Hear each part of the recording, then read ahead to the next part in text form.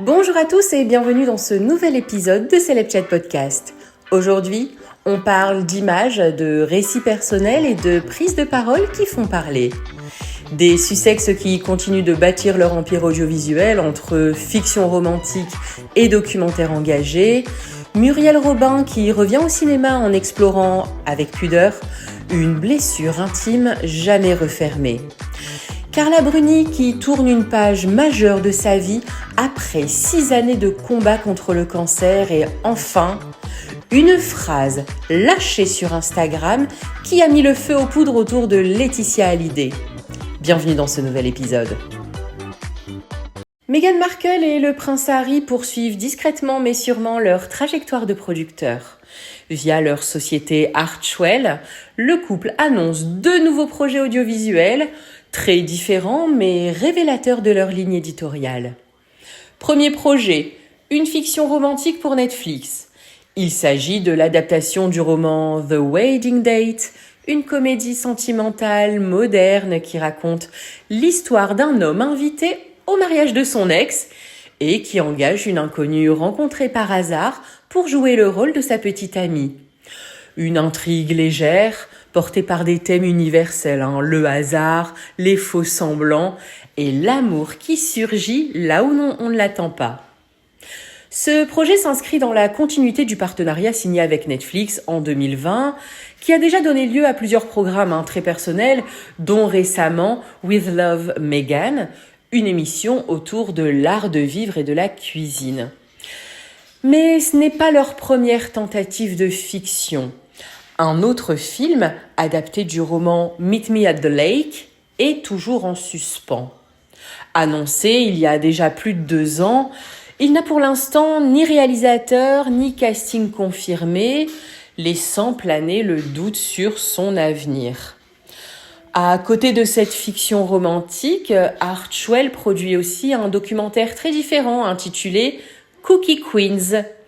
Le film suit 4 jeunes filles engagées dans la vente de biscuits des Girl Scouts. Vous savez, une tradition américaine à la fois symbolique et très compétitive. Derrière les boîtes de cookies, le documentaire explore un véritable rite de passage entre enfance, ambition et pression sociale.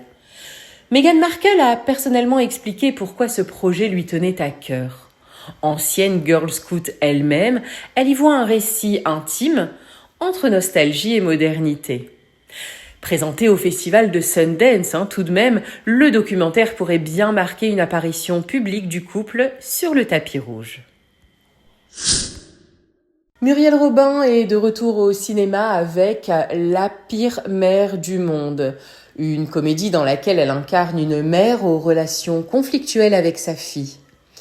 Un rôle de fiction mais qui résonne étrangement avec son propre vécu. Invité sur le plateau de Quelle époque, l'humoriste s'est livré avec beaucoup de retenue sur son enfance, marquée par une absence totale de démonstration affective. Pas de gestes tendres, pas de mots doux, pas de contact physique. Une réalité qu'elle décrit aujourd'hui sans colère, mais avec beaucoup de lucidité. Muriel Robin explique avoir longtemps avancé avec cette carence émotionnelle, laissant des traces profondes sur la confiance en soi, même à 70 ans.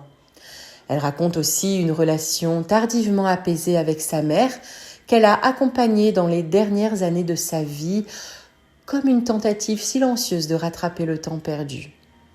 Sans jamais accuser, elle rappelle que l'amour est aussi une langue que certains ne savent tout simplement pas parler. C'est un témoignage rare, pudique et qui éclaire différemment son parcours, son humour et sa dureté parfois perçue.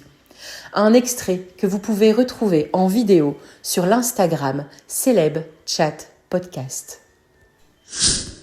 Carla Bruni vient d'annoncer une nouvelle importante. Elle a terminé son hormonothérapie, 6 ans après avoir été diagnostiquée d'un cancer du sein.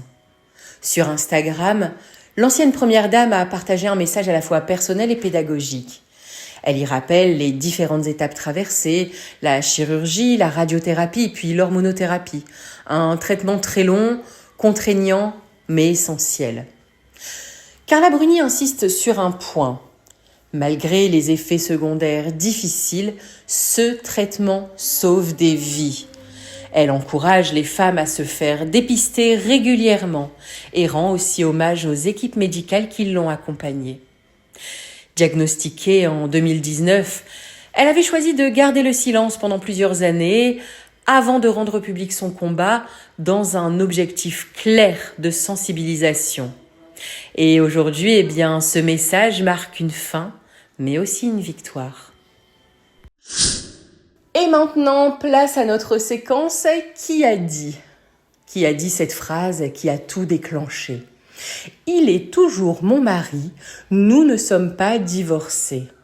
Cette phrase, publiée sur Instagram, n'est pas celle d'une célébrité, mais elle a fait l'effet d'une bombe médiatique. Cette phrase est de Madame Katarzyna Zadowiska, l'épouse de Serge Varsano, l'homme d'affaires récemment présenté comme le nouveau compagnon de Laetitia Hallyday. Dans un commentaire rapidement supprimé, elle affirme que leur séparation est en cours, difficile, et que la médiatisation de cette relation est, selon elle, déplacée au regard de sa vie privée et de celle de ses filles. Ce message intervient alors que Laetitia Hallyday traverse une période de transition. Vente de biens, dettes apurées, vie privée partagée entre la France et la Californie et une relation naissante largement commentée. Serge Varsano, 70 ans, dirige un empire du négoce mondial et cultive habituellement une grande discrétion. Mais cette prise de parole publique inattendue a déplacé le regard médiatique, rappelant qu'au-delà des récits glamour, certaines histoires restent complexes, sensibles et inachevées.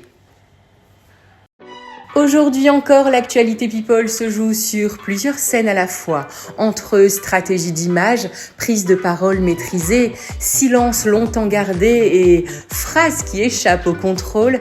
Les célébrités continuent de façonner leurs récits, parfois malgré elles. Et comme toujours, derrière les projecteurs, ce sont les mots, les choix et le timing qui comptent le plus. À demain pour un nouvel épisode de Celeb Chat Podcast.